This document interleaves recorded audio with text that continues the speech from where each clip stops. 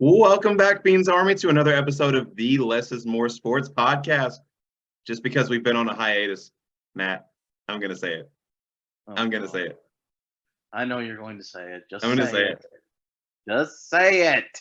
The college offseason, where you could say we're less of the regular season, but more of the offseason. And because there's now chats on Zoom, and then Matt wanted to put in the chat, little, just because of all the SpongeBob references we make on this show. Explain yourself, sir. If you want to put that, I definitely have every right to say less of the regular season, but more of the offseason, sir. Lidl is a classic, as is the episode Shanghai. I don't want to hear it, man. That's a classic. Bonafide. I mean, how many times have we quoted that? Your friend's backing up and you're like, you're good, you're good, you're good, just like SpongeBob when they're destroying the ship. Classic episode. I We don't make the rules. Yeah, because we quote SpongeBob, I think, more than we quote like even quotable head coaches on this show, even though we are a sports podcast. Well, I mean, Explain to me how that works. you play to win the game. There we go. We're at least we're on the right track for this episode. But anyways, because of the long hiatus, Matt and I decided that we're going to do something fun for this episode, and we got a bracket full of the best college football teams of all time. And by the end of it, between me, Matt, and the Twitterverse, we're going to decide who the best college football team of all time is. So, Matt, you ready to decide that? We ready to dive right in? Not really, but I guess we're gonna try our best because it's gonna be hard. I really didn't struggle that much, to be completely honest. I thought it was pretty easy. Well, do you want a cookie, Les? Do you want a cookie? No, because I'm on a diet, actually. Well, then no cookie for you. Fine. I'm just going to What's drink my hibiscus tea, which I get asked this all the time, what I drink every episode is. It is hibiscus tea. It has 7 health benefits. I just thought it was that powdered Gatorade I sent you that one time. When did you send me powdered Gatorade? You don't remember? That's the point. Oh, shit. Mind control, baby. It's happening. Mind control has nothing on brain control, by the way. Okay, whatever, Jose. If you've seen Dinner for Schmucks, you understand that reference. But I've never anyways, seen Schmucks. I've seen Step Brothers. Dinner for Schmucks, in my opinion, is the funniest movie ever made. Check it out. Okay, I might have to watch it now, but You got to watch it. Do you like Steve Carell? Do you like Steve Carell? You know, I'm actually not a big fan of The Office. Well, you're not. You don't need to be. It's not really Office-like humor. Okay. Yeah, Okay. It's not like Office-like humor. No, it's got Steve Carell and Paul Rudd, and that is the duo that I don't think any of us thought we needed, but we definitely need. Yeah, that does sound good. Okay, I'm watching this movie now. It's a great movie. I'm sold. Anyways, We're watching. time to dive in. We got a lot to talk about. The first round of the bracket, we have a matchup between the skill positions in this game would be absolutely insane. 2019 LSU versus the 2004 USC Trojans. On one side, you have Joe Burrow, aka Joe Shiesty, Joe Brrr. That sound Matt can't make. You have Jamar Chase, Justin Jefferson, and on the other side, you have Matt Leinart, Reggie Bush, and Lindell White. So the number one question, Matt, who do you got? This was probably the toughest one I think you put out there. I lean LSU just because I don't know who could stop that offense. But USC does have Lofa Tatupu, so it's hard to tell. So I mean, I lean like LSU 2019 slightly here. But man, it's very hard. This was probably the toughest one to decide because this game probably ended up being like if it were played, which with modern rules and modern offenses, you know, it feels weird saying that about 2004 and 2023 because we're old. I'd lean LSU, but man, this game would be like 60-55 or something, I bet. It'd be a basketball score for sure. It would be. It would make Big Ten basketball look even sadder than it is. I love how Matt is a Big Ten guy because he's an Indiana Hoosiers fan, but like shades the Big Ten on every podcast. I think that's absolutely great. It's what I do. I mean, you can love something and want it to be better, Les. You know, I wish the rest of the world had that same mindset, but that's a topic for another day. We'll get there during some cap or no cap episode. But yeah, Yes. I'm, Yes. I'm thinking I'm thinking that LSU wins the game by the narrowest of margins, just because I feel like USC's running game could possibly be negated. Could possibly. But like I said, this one was the toughest one because, like you said, every skill position at this game was loaded with dudes who played in the NFL, except Matt Leinart, for like a long time. And Joe Burrow, most of their careers are still happening. I mean, to be honest, but they're going to go on for a long time. So yeah, this one was a tough one, but I lean LSU. Well, the fans, I think this is a little unfair for them to listen to this from me because they already know how I feel about the 2019 LSU team. That's So it's true. only right that I go with them. But here's the thing for me that separates it. If you look back in the 2004 USC schedule, their three closest games all had one thing in common. They all had future NFL quarterbacks starting. Yeah, that's true. Trent Edwards, Derek Anderson, and Drew Olson. But all of which were career either backups or had short starting stints. Yeah. None of which are either A, in the same discussion as Joe Burrow, but also they didn't have anything close to the talent Joe Burrow had around him either. So No. to me, it was easy. It's LSU moves on.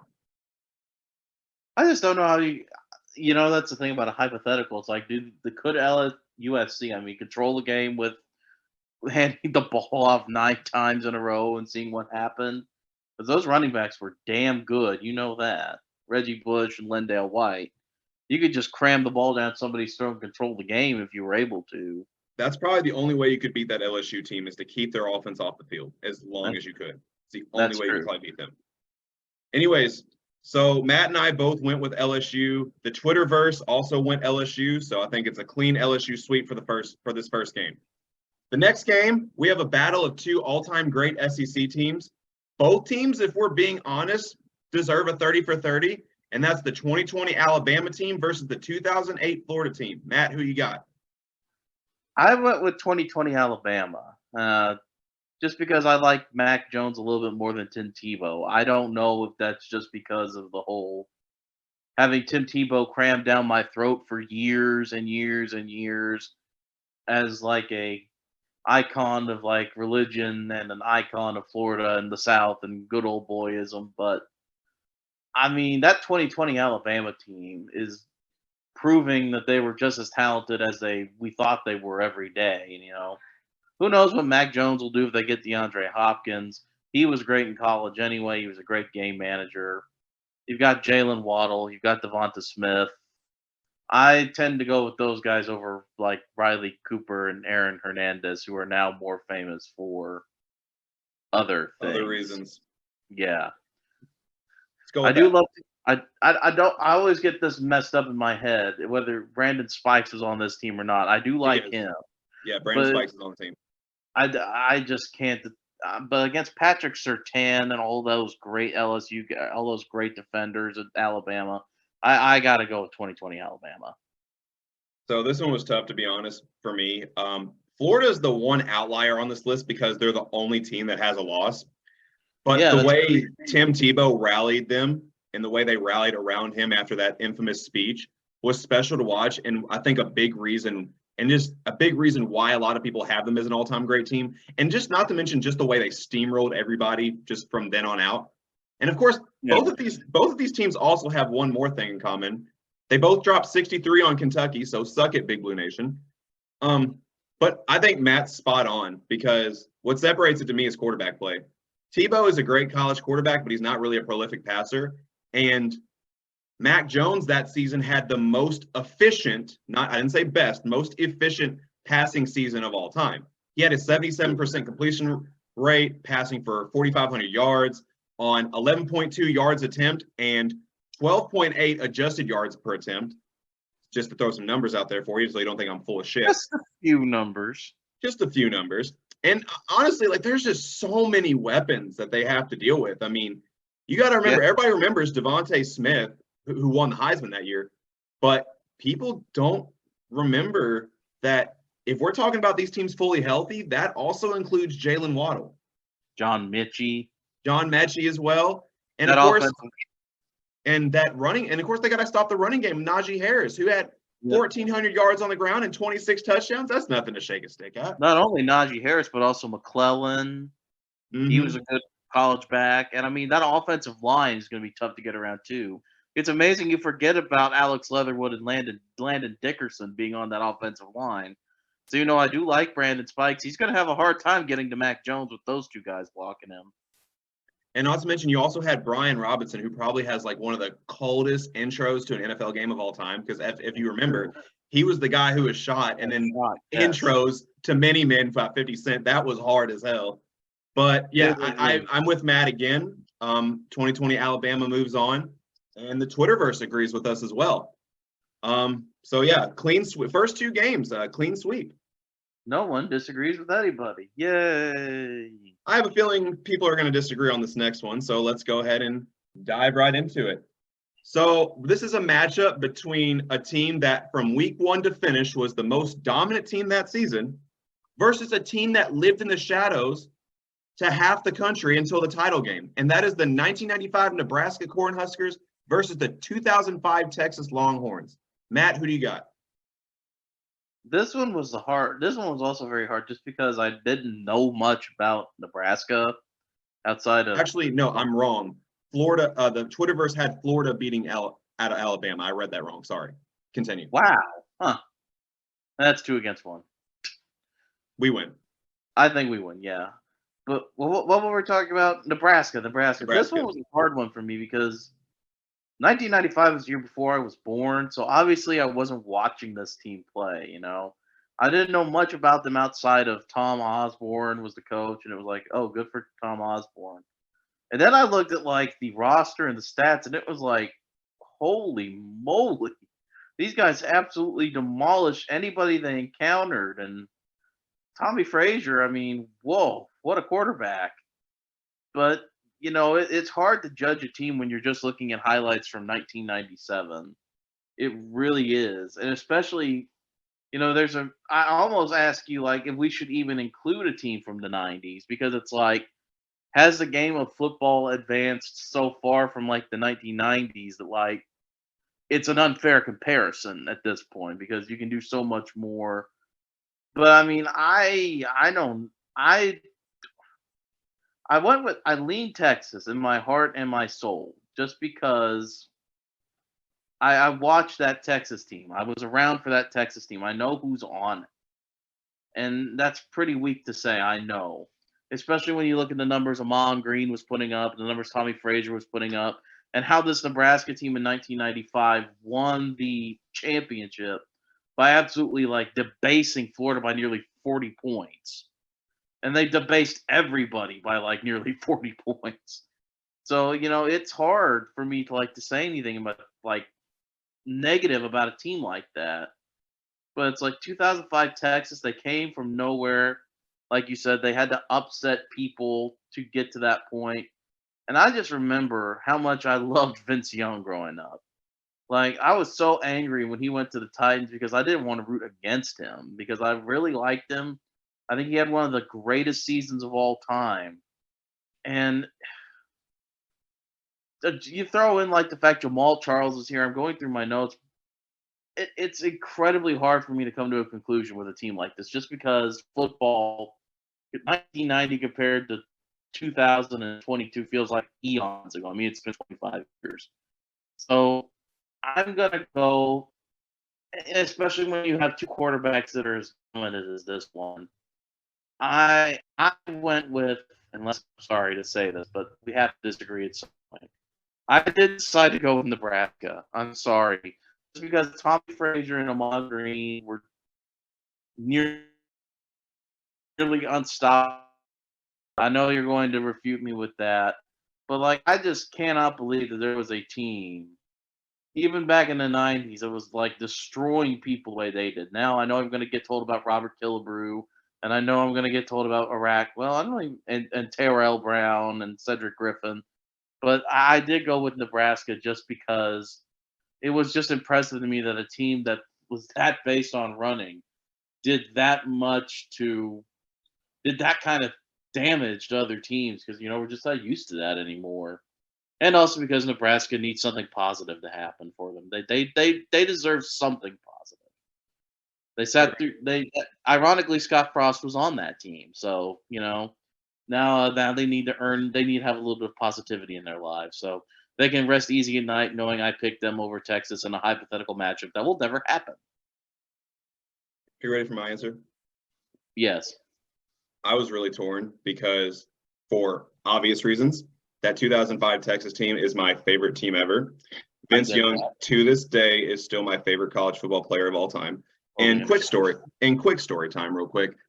That season, and I also want to start by saying, Matt, they weren't really underdogs that season. They just lived in USC shadow. That's kind of what I was referring to more than anything. But Yeah. that season, my grandpa and I would have these classic debates. Who's going to win the Heisman that year? Of course, he was siding with Reggie Bush. I was siding with Vince Young.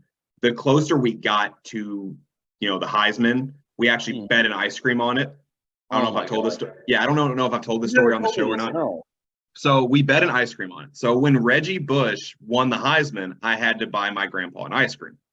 However, after the national championship game, Grandpa shows up at my house the next day with an ice cream and said, "We had the wrong guy winning the Heisman."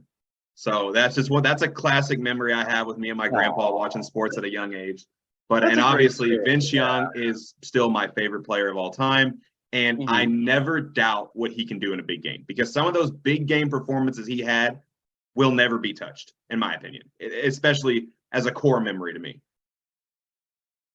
But I went Nebraska. Oh, wow. Okay. And here's why.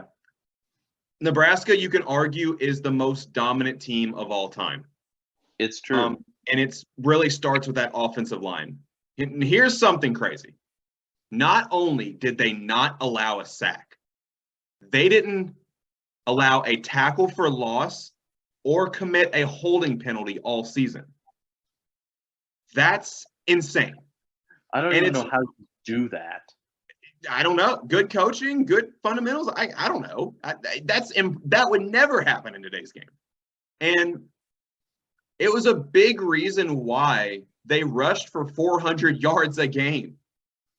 There's teams that don't even put up 400 total yards of offense a game, and they're just doing it on the ground. Yep. And they had 3 players average 6 yards a carry. And here's where it separates it for me. People forget Texas gave up 130 yards a game on the ground. If there was a weak spot on that team, that was it. That plays right into Nebraska's hands. Yeah, that's right down the field. Yeah, Nebraska moves on. And so the Twitterverse, gonna double check just to make sure because yep. So we're 3 for 3. Nebraska moves on. Now for the final game of round 1. You have 2 Florida juggernauts with a ton of talent. The 2001 Miami Hurricanes or the 2013 FSU. And we're probably going to have to speed through these because we are kind of running out of time.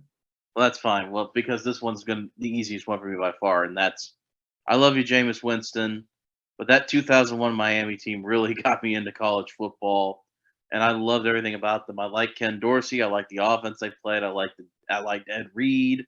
I loved everything about those Miami Hurricanes. And I know there are statistical arguments that probably refute my opinions, but I'm going with the 2001 Miami Hurricanes. I'm of the same opinion, even though I do feel like when we talk about the all-time great teams, the 2013 Florida State Seminoles are not talked about enough because they were a very talented group in their own right. Overlooked. But if we're talking talent and talent alone, this is 01 Miami we're talking. This is 01 Miami we're talking about. Miami moves on. And again, clean sweep. We really only had one disagreement from the Twitterverse, and that was Florida versus Alabama. But yeah, on to the second round. And kicking off the first game of the second round, we have 2 of the best offenses in college football history. And they did it in back-to-back seasons. 2019 LSU versus 2020 Alabama. Matt, who you got? I'm still rolling with 2019 LSU. I mean, every time I think about going against them, I think about New Year's Eve when they just boat raced Oklahoma to the point where it looked like Oklahoma was playing about as well as Indiana plays Ohio State. It was just ridiculous. Justin Jefferson may be, and is proving that he is, one of the transcendental receivers of all time. I mean, you've got. I got to go with LSU. You can't stop LSU at this point. So I'm going to go with LSU over 2020 Alabama, even though 2020 Alabama is really good.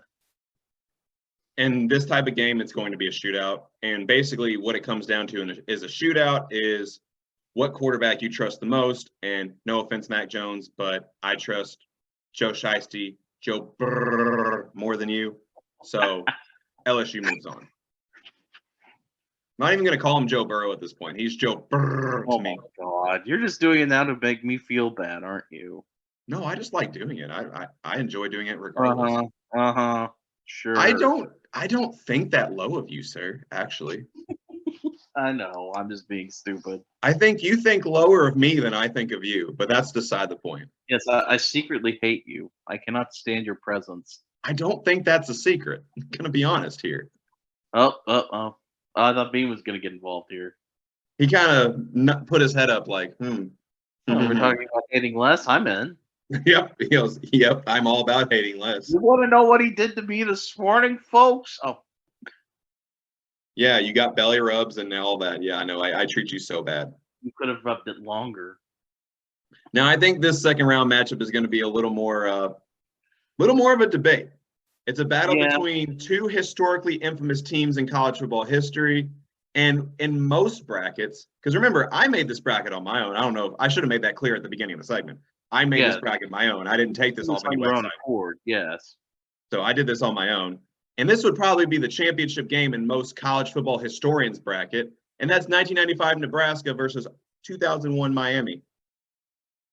I feel like we can feel free to disagree on this one because just these rosters are absolutely loaded with like incredible talent.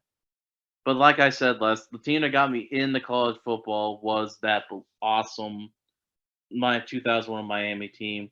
The weird thing for me is that I think that their secondary, which is like not what Nebraska primarily attacks, is better than their front, which makes it harder to tell because if we were talking about LSU and Miami 2001 Miami, I would be tempted to go with Miami because you've got Antrell Roll, you've got Ed Reed, you've got Alfonso Marshall and Sean Taylor along with Philip Buchanan roaming that secondary. That's hard to throw into. I'm not gonna lie. But since Nebraska is a primary running team, I mean, we're talking more about dealing with Jonathan Vilma, Vince Wilfork, Matt Walters, guys like that. So Andrew Williams and Jamal Green, guys who were incredibly good college players, not exactly like super duper in the pros, except Vince Wilfork, Patriot Way, whatever. So that's what makes it hard for me. So then I go over to the offensive side of the ball. I see they've got Ken Dorsey, quarterback. They've got Clinton Portis. They've got Frank Gore. Pretty darn good. They've got Kellen Winslow, Roscoe Parrish, Jeremy Shockey. So, I mean, this one was very hard for me to tell. So I still leaned 2001 Miami on this case, but I could definitely see an argument where Nebraska wins this game, and they do it by controlling the trenches. I'm going to piss off a lot of people with this one. This Miami team is one of the most overrated all-time college football teams ever. And if it weren't for what a lot of these guys went on to do in the pros, we wouldn't even look at them like that. They had one of the weakest schedules for any all-time team. They didn't even play a top 10 ranked team until the game that decided the championship game. And you could argue they didn't even play the second best team that year. And you could argue that second best team, Oregon, had just as good of a resume as Miami did. That being said, ironically, the team they played in the game that decided the championship game was Nebraska. But the problem is it wasn't this Nebraska team. Because this Nebraska team, they played 4 top 10 teams all year and beat them by 30 points a game. My money's on them. So you got Miami, I got Nebraska, and the Twitterverse has Miami. Okay. Yeah, everybody loves Miami. So, well, it is all about the U. You had to force that in there, didn't you? I mean, it was obvious. That was not forced. That was just an obvious way to hit it. If that's what makes you feel better. But no, it is not all about the U. That 1995 Nebraska team. And this is actually, ironically, we waited till the championship game for you and me to disagree. So the championship game, you have LSU versus Miami. So in that matchup, who you got? Oh gosh, I am gonna go with drum roll, please. I don't even know if you can hear the drum roll. No, I can see the camera shaking. That's good enough for me. I'm gonna stick with 2019 LSU. Like you said, the one thing that concerns me about like anytime we talk about those U team is, in spite of the fact they are incredibly deep and incredibly talented, I don't exactly know how they would do with an SEC team like this. Meanwhile, you've got LSU who played Alabama, who played Auburn, who played in a tougher conference at the time. I'm just being brutally honest here. A tougher conference in the old school ACC. So I'm going to stick with 2019 LSU. I think it's a relatively close game, though. Real quick, Miami was actually in the Big East back then. Oh, the Big East. Well, yeah, then definitely. So yeah, that doesn't really affect my thing. But like you said, that schedule just seemed a little bit weak, and I just have to go with LSU because even though we haven't talked about it much, if at all, it's easy to forget that this team did have some pretty good defensive guys on it too. I mean, you've got Mhm. you've got Patrick Queen, who's killing it with the Baltimore Ravens. You've got Grant Delpit, who was a hell of a college safety. You've got Derek Stingley Jr. I'm going through all my notes here, so hold Yeah. on a second. Let me make sure I'm not missing anybody. You've got some really good defensive guys on there. Some dudes who are still impacting the league today. Heck, even Jacoby Stevens was really good. So it's easy to forget that in the midst of that offense with Chase and Jefferson and Burrow and and the Clydesdale, as we like to call him, and like even the dudes who I've didn't never make. heard anybody call him that. I'm gonna be honest. You've never heard anyone call Clyde Edwards-Helaire Clydesdale. No, never. I thought that was popular. Oh well. And even a guy who didn't really have an impact in the league, and Thaddeus Moss, who was insane. That It's surprised me because I thought he was a hell of a tight end. Me too. They have so many weapons. They also have some sneaky good defenders. Whereas, and like you said, Les, it all comes down to quarterback. And Ken Dorsey, he's a great offensive coordinator with the Bills now. But Joe Burrow basically turned around the most snake-bitten franchise in the NFL. And it's I know that's what he did in the NFL, but still, it's a quarterback league, and that proves to me that one guy is a little bit colder than the other. So I'm sticking with 2019 LSU in a close game. I think the final score would be like 42-38, somewhere in there, just because these would be two really good offenses going at it. And I bet the Miami secondary would at least turn the ball over once, but I'm sticking with 2019 LSU. This question's unfair for those who watch this podcast because they know where I stand on this. They already know what's coming. I might as well not even waste their time with it. I mean, both teams dominated their competition and had no question marks when it comes to competition at that. But for me, LSU ran an offense that people in 1995 wouldn't even know existed until 20 years later. It's true. How do you expect them to stop that?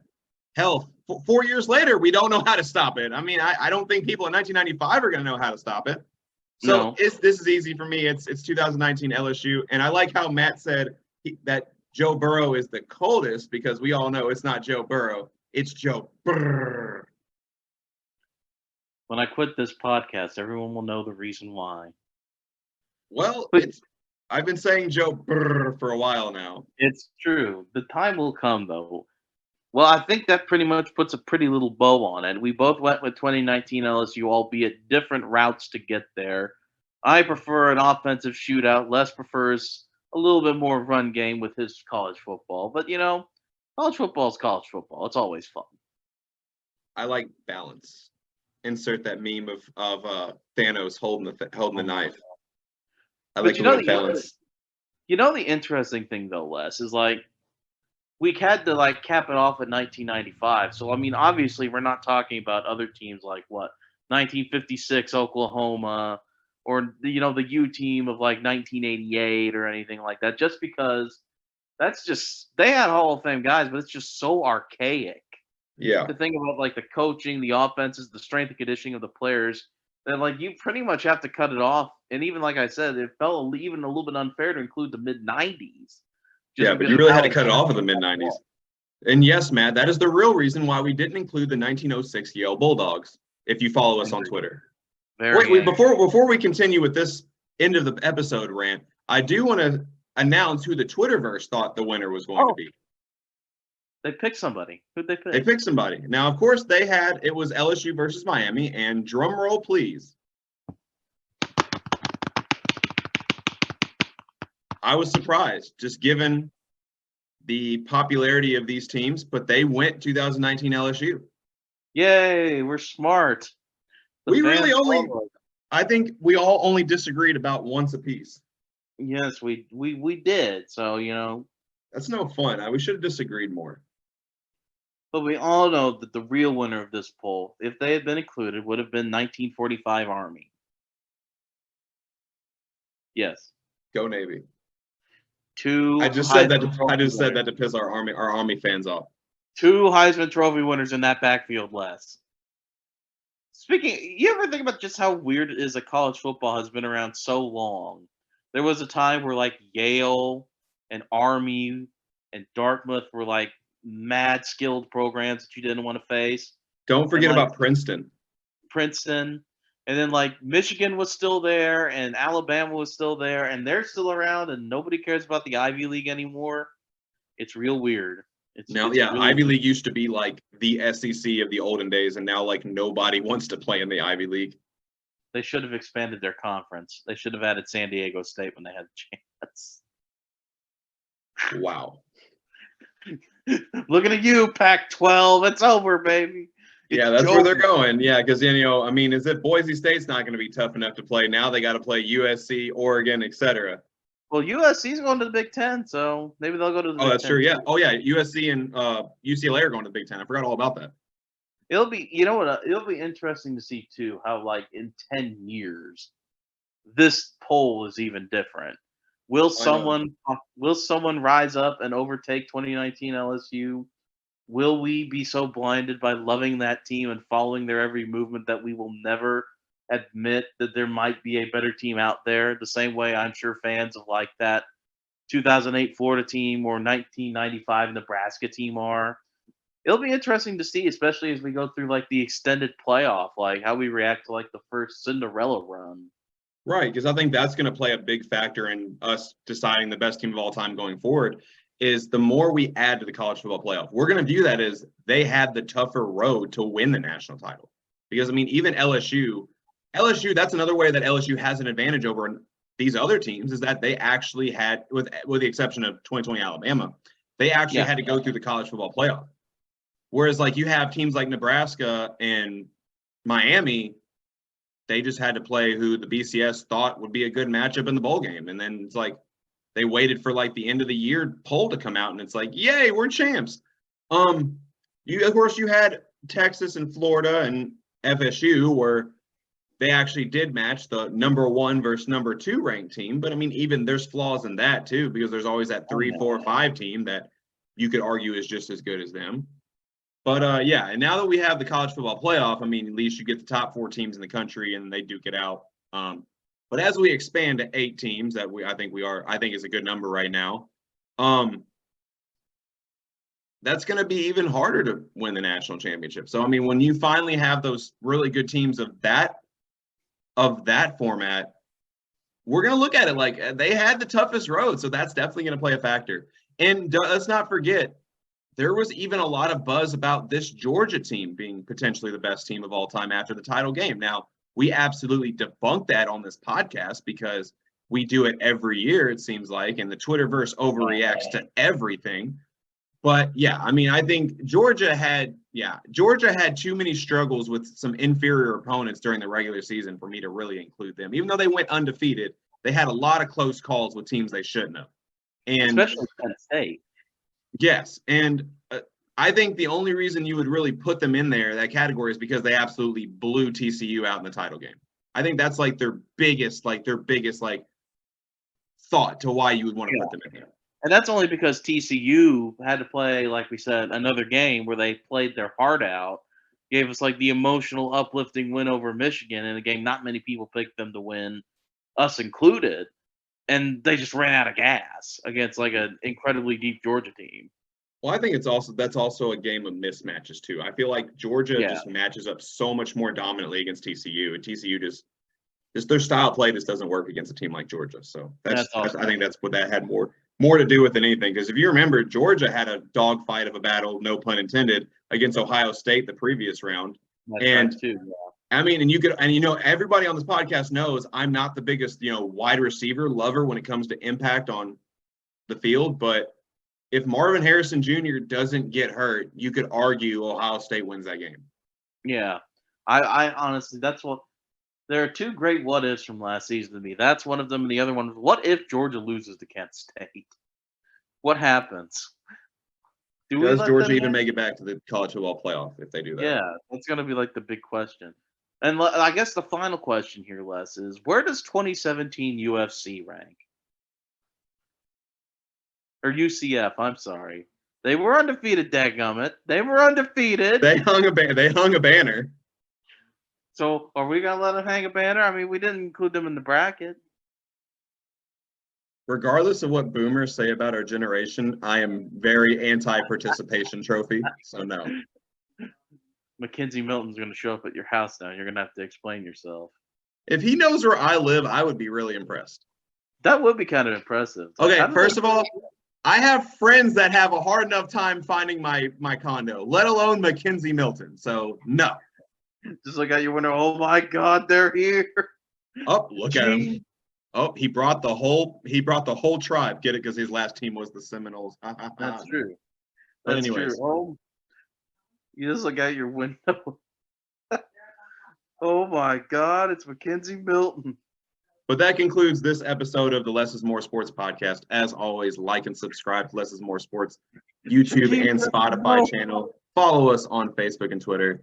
And of course, I'm done talking about past teams because we are the college offseason podcast. We will be giving more content in the near future about the off seasons of college football and basketball. And before you know it, it'll be time for Matt and I's infamous cap or no cap, and where we will talk about how the season looks for teams that are currently playing, not teams that have already played, not of teams that have already cemented their legacy, but teams that are going to build their legacy. How's that sound, buddy? Mackenzie Milton, call us. I mean, if he wants to come on the show, we can kind of talk this out. We can make peace with Mackenzie Milton. Again, he knows where to find us. He can hop on the show. We can talk it out. Oh my God. I can't believe we're speaking this into existence. But anyway. Let's speak it into existence. We're speaking this into existence. Anyways, thank you everyone for tuning in. And until next time, me and Matt are out. And Bean, stop licking my hand. You were doing so good all episode. That's his gimmick. He has to. He's got to do it at least once.